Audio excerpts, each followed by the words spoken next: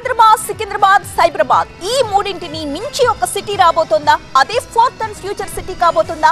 Pharma city ప్రతిపాదనలు అటకెక్కిస్తూ ఎలాంటి నవనగరం రూపుదిద్దుకోబోతోంది? న్యూయార్క్, సింగపూర్లకు ధీటుగా కాంగ్రెస్ ప్రభుత్వం దగ్గరున్న ఆ యాక్షన్ ప్లాన్ ఏంటో చూద్దాం. హైదరాబాద్ వేగంగా అభివృద్ధి చెందుతోంది. ఒకప్పుడు హైటెక్ సిటీ, మాదాపూర్, కూకట్పల్లి లాంటి పేర్లు ప్రధానంగా వినిపించేవి. కానీ ఇప్పుడు నగరం నలుమూలల్లోని ప్రాంతాలు వేగంగా అభివృద్ధి చెందుతున్నాయి. మౌలిక సదుపాయాలు, రవాణా సౌకర్యాలు అందుబాటులోకి వస్తున్న క్రమంలో అన్ని వైపులా భూములు, ఇళ్లకు మంచి డిమాండ్ ఉంది. లేటెస్ట్ గా కాంగ్రెస్ ప్రభుత్వం మరో పెద్ద ప్రాజెక్టు చేపట్టేందుకు సిద్ధమైంది. అసెంబ్లీలో ద్రవ్య వినిమయ బిల్లుపై చర్చ సందర్భంగా సీఎం రేవంత్ కీలక ప్రకటన చేశారు.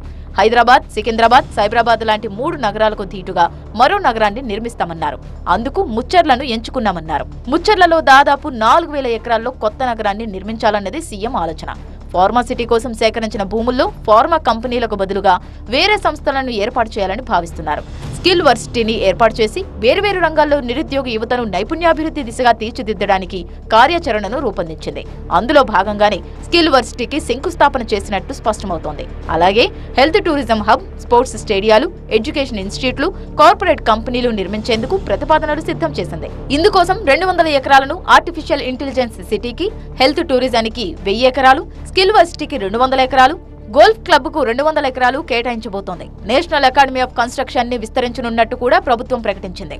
బీఆర్ఎస్ ప్రభుత్వం ముచ్చర్ల ఫార్మా సిటీ ప్రతిపాదనతోనే Aurobindo pharma limited, doctor Reddy's laboratories limited తో పాటు వేరువేరు కంపెనీలకు 100 ఎకరాలు కేటాయించింది. అయితే ఇలాంటి కంపెనీల రాకతో కాలుష్యం తమ ఊళ్లను వల్లకాడు చేస్తుందని ప్రజలు ఆందోళన వ్యక్తం చేశారు. ప్రజలు రోగాల బారిన పడతారని పర్యావరణవేత్తలు కూడా గొంతెత్తి నినదించారు.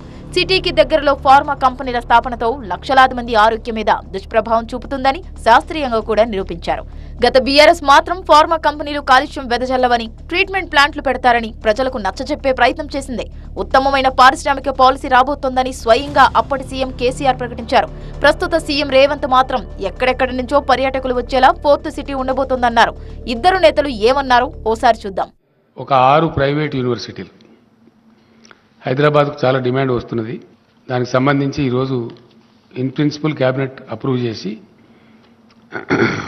వారికి అంటే ఒక అగ్రికల్చర్ యూనివర్సిటీ ఉంది, దాంట్లో అమిటీ ఉంది, CII confederation of Indian industry అని చెప్పి వాళ్ళు అది ఉంది, చాలా టాప్ ఇది ఉంది, గురు నానక్ ఒకటి ఉంది, ఇంకోటి ఎంఎన్ఆర్ అని ఒకటి ఉంది. తర్వాత ఫార్మా యూనివర్సిటీ ఇమీడియట్గా ఫోర్స్లోకి తీసుకొని రావాలని, అది ప్రపంచంలోనే మొట్టమొదటిది కాబట్టి దానికి మొన్న ఇటీవల ఇండస్ట్రీస్ మినిస్టర్ తిరిగినప్పుడు కూడా అమెరికన్ కంపెనీస్ చాలా కూడా ముందుకు వచ్చినాయి దానిలో పార్ట్నర్షిప్ చేయడానికి, ఆ టెక్నికల్ నోహా అదంతా కూడా తీసుకోవడానికి చెప్పినాం. దేశంలోనే మొదటిసారిగా సివిల్ అవియేషన్ ప్రపంచవ్యాప్తంగా బాగా పెరుగుతూ ఉంది. ఇప్పుడు మన దగ్గర కూడా చాలా పెద్ద ఎత్తున పెరుగుతూ ఉంది. న్యూయార్క్ నగరానికంటే అధునాతమైన నగరాన్ని ఇక్కడ నిర్మించి చూపిస్తాం.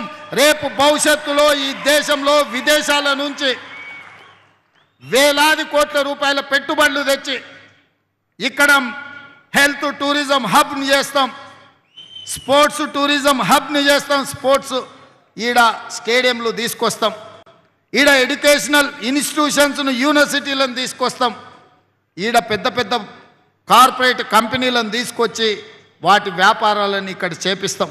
ఇక్కడ ప్రతిదీ డెవలప్ చేస్తాం. మన ఈ ముచ్చర్ల ప్రాంత భూమి కానుకొని కడతాలు, మహబూబ్ నగర్ జిల్లాలో ఉన్న ఆమన్గల్ కడతాలు ప్రాంతంలో ఉన్న వేలాది ఎకరాల ఫారెస్ట్ ఏదైతుందో అర్బన్ ఫారెస్ట్ కింద డెవలప్ చేసి నైట్ సఫారీని కూడా అందులో డెవలప్ చేస్తాం. మీరు దుబాయ్ని చూసి ఉండొచ్చు, సింగపూర్ చూసి ఉండొచ్చు, న్యూయార్క్ చూసి ఉండొచ్చు. వానన్నిటికంటే ఒక అద్భుతమైన నగరాన్ని బ్యాగర్ కంచెను అభివృద్ధి చేసే బాధ్యత ఈ ప్రభుత్వం తీసుకుంటుంది. ముచ్చర్ల సిటీ ప్రకటనతో గత ప్రభుత్వం 1000 ఎకరాల్లో ప్రతిపాదించిన ఫార్మా సిటీ పీడ వేడనుంది. కాలుష్యం బారిన పడితే తమ గతి ఏం కావాలన్న లక్షలాది మందికి సమాధానం కూడా దొరికినట్టయింది. ఇక ఫార్మా కంపెనీల స్థానంలో కొత్తవి రానున్నాయి.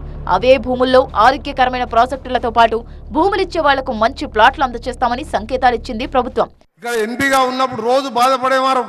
నేను మా మల్లెటి రంగాన మేమందరం కూడా ఎన్నోసార్లు పోరాటం చేసాం. ఇక్కడ ఫార్మాసిటీ ఒకటే దగ్గర ఇక్కడ పెడితే మేము ఇక్కడ ఉండలేమని గ్రామాల ప్రజలు భయపడ్డారు.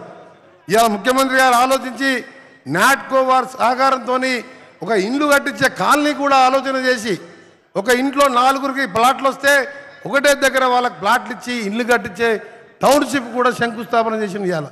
ఇన్నాళ్లు తమ పొలాలు ఊళ్లు ఏమవుతాయోనని భయపడిన మహేశ్వరం ఇబ్రహీంపట్నం నియోజకవర్గాల ప్రజలకు సీఎం రేవంత్ ప్రకటనతో రిలీఫ్ గా ఫీల్ అవుతున్నారు.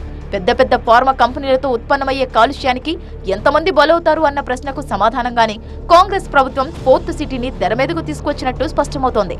ఫైనల్ గా హైదరాబాద్ ను మించిన హైదరాబాద్ సిటీని నిర్మించాలన్న పట్టుదలగా ఉంది కాంగ్రెస్ ప్రభుత్వం.